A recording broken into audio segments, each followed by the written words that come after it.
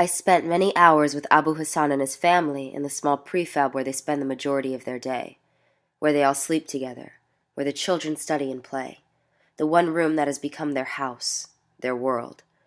We cooked and ate together, we sat and talked, and they shared their story with me. فجأة يعني للناس ما حداش توقع إنه يصير هيك الأولاد رعب كبير. Ever since the war broke out and it was very sudden because we were the very first village that received the attack. A lot of bombardments, a lot of bombings and explosions. صار يعني إذا يشوفوا ضوء بالبيت يصيروا يقوسوا على أهل البيت. We couldn't sleep. We couldn't even turn on the lights because they would know that they were awake and they could have a sniper shot inside of our house.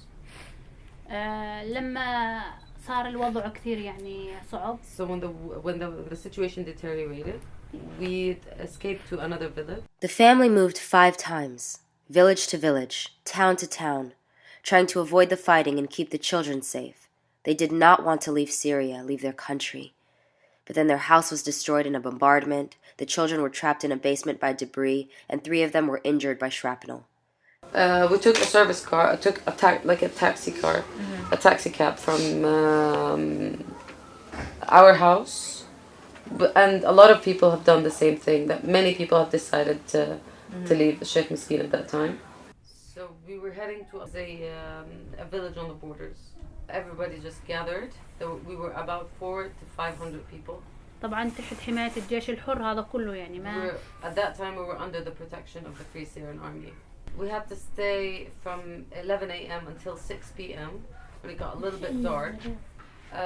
We were given instructions by the Free Syrian Army when we were about to leave the house. We were told not to make one sound.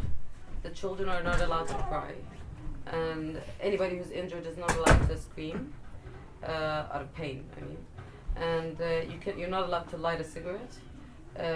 Mobile phone should be off because anybody if you were heard that there's something going on in that area, you are responsible for the loss of all the group. So we were released in batches. We walked for around 3 hours. It was February, so it was very cold. The children were shivering of cold, and we were terrified all the way. We were 11, all of us. But the only 2 men that could. When was this? First كان 1/2/2013. أيوة. It was the 1st of February 2013. Okay. So almost a year. So we were leaving, and the children were terrified. The actual 2 men that could actually have carry children or luggage, because we didn't have much luggage. We didn't have only one the clothes that we had on, and the children only had some clothes to change if they spoiled it. So Muhammad, my nephew, and my husband were responsible for carrying the children if they got tired and the luggage. بدك تقاضي اعتبري المجموعة كلها راحت. It was very dark at that time, so we couldn't see the road that we're walking on. There were a lot of stones, bigger stones, because it was some kind of a valley, and there was water swamps because of the rain. Old women were trapped a lot, and whenever they wanted to, yell for help, because you cannot see that anybody has actually fallen,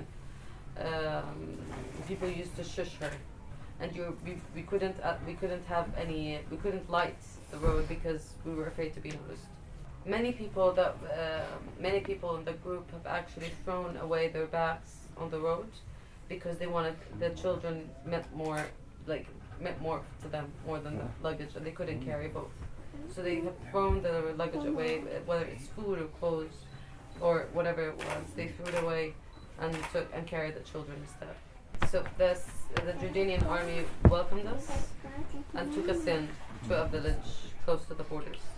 One of my girls reached to a point that one of my girls, all of them, but one of them specifically, when she hears an airplane or a bombing, or even if she sees smoke or blood, she stands in the corner of a room, shivering, shaking, and she might, pee on herself.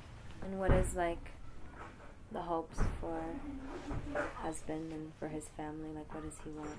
Or is, here in the camp. I think here we're beyond it. Like, what is the ultimate? ايش الفكرة ابو ابراهيم اللي انت متخيلها لتصير لعائلتك؟ ايش مخيلتك لوين بتوصلك ان انت حياتك حتكون هيك مثالية لإلك وللأولاد ولزوجتك؟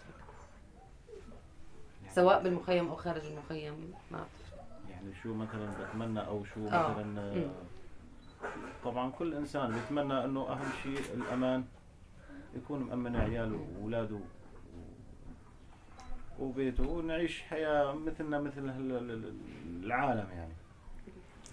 So I'm just hoping that my family remains safe. أهم شيء بالحياة الأمان. And I need a dignified life for my family and children. Right. And for the orphans that I'm actually taking care of, his nephews and nieces.